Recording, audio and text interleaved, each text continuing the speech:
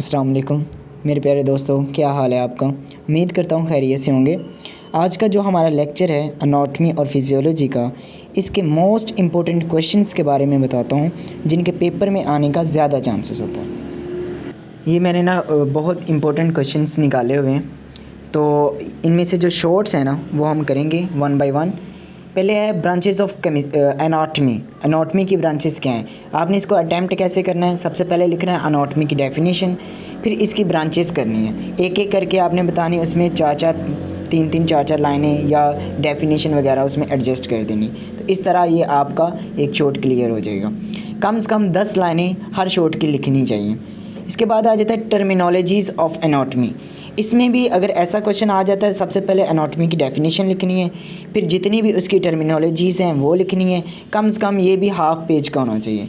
इसके बाद skeleton, human skeleton जो है वो आपने कंप्लीट लिखना है। सबसे पहले स्केलेटन क्या होता है, उसके बाद उसकी टाइप्स क्या हैं, और इनवर्टिब्रेट्स में स्केलेटन कैसा होता है और इनवर्टिब्रेट्स में कैसा स्केलेटन होता है। इसके बाद आ जाता है अनाटॉमी के सिस्टम्स कौन कौन से हैं। सबसे पहले अगर पूछा जाए कि अनाटॉमी के सिस्टम्स बताएं, तो आप लोगों ने 4 से 5 सिस्टम बता देने, जिसमें रिप्रोडक्टिव सिस्टम आ जाता है, रिस्पायरेटरी सिस्टम आ जाता है, कार्डियोवास्कुलर सिस्टम आ जाता है, एक्सक्रीटरी सिस्टम आ जाता है और जीआई आ जाता है।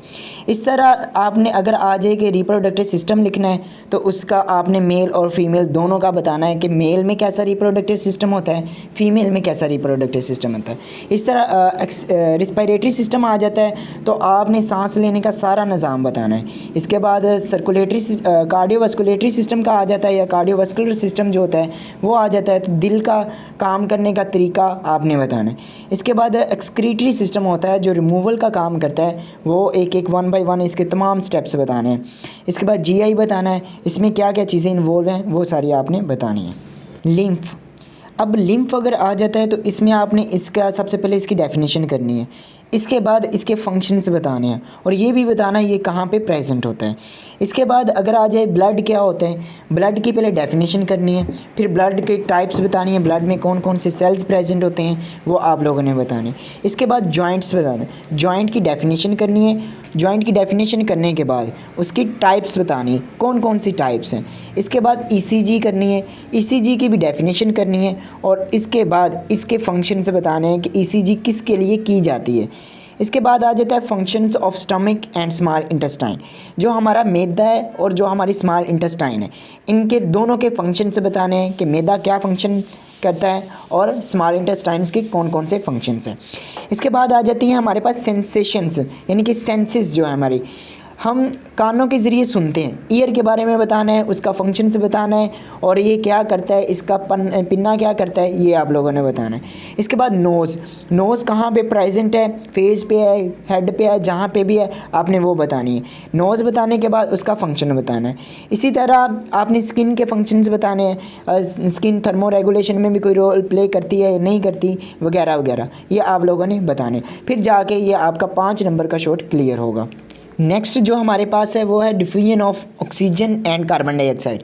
कार्बन डाइऑक्साइड का हमारी ज़िंदगी में क्या किरदार है और ऑक्सीजन का क्या किरदार है, ये आप लोगों ने बताना है। ये भी बताना है कि एटमॉस्फेयर में कितनी ऑक्सीजन प्रेजेंट है, कितनी नहीं प्रेजेंट है, ये सारा आप लोगों ने अच्छे से बताना है उनको, कि कितनी परसेंटेज है जो कार्बन डाइऑक्साइड की फ़िज़ा में प्रेजेंट है और कितनी परसेंटेज है ऑक्सीजन की प्रेजेंट है, और कौन कौन से जानदार हैं जो ऑक्सीजन इस्तेमाल करते हैं और कौन कौन से जानदार हैं जो कार्बन डाइऑक्साइड इस्तेमाल करते हैं। इसके बाद आपने बताना है कि रेगुलेशंस ऑफ रिस्पायरेशन क्या होती है, हमारा सांस लेने का निज़ाम कैसे रेगुलेट करता है, ये आपने बताना है। इसमें जितनी भी चीज़ें हैं, हमारे लंग्स वगैरह जो इन्वॉल्व होते हैं, ये सारा आपने नोज़ से लेके एंड तक, यानी कि सांस लेने से लेके सांस निकालने तक का सारा निज़ाम आपने बताना है। इसके बाद आ जाता है हार्मोन्स की बारी, आ जाती है कि हार्मोन्स हमारी बॉडी को कैसे रेगुलेट करते हैं। अगर हार्मोन्स का आ जाए, सबसे पहले हार्मोन की डेफिनेशन लिखनी है कि हार्मोन होता क्या है।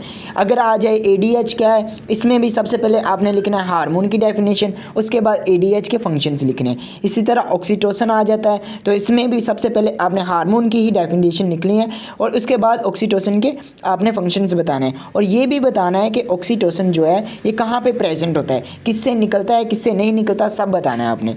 इसके अलावा अगर जो तीसरा हमारे पास है कोर्टिसोल जो है, ये क्या काम करता है, इसके क्या क्या फंक्शन है, ये भी आप लोगों ने बताने। कम से कम हर एक की 10-10 लाइन्स आप करनी है। जब भी कोई शॉर्ट क्वेश्चन आ जाए कम से कम 10 लाइन आप लोगों ने इसकी लिखनी होती है। इसके साथ साथ मैंने आसान अल्फाज में सब्जेक्टिव प्लस ऑब्जेक्टिव्स की बुक्स तैयार की हैं। जिसको चाहिए वो इस दिए गए नंबर्स पर ऑर्डर कर सकता है। मैंने व्हाट्सएप का लिंक डिस्क्रिप्शन में डाल दिया है। जो कोई ग्रुप में ज्वाइन होना चाहता है हो सकता है, ताकि आपको स्टडी के रिलेटेड कोई भी मसला हो आप पूछ सकते हैं। इंशाल्लाह मिलते हैं नेक्स्ट वीडियो में। तब तक अपना ख्याल रखिएगा। ओके, अल्लाह हाफिज़।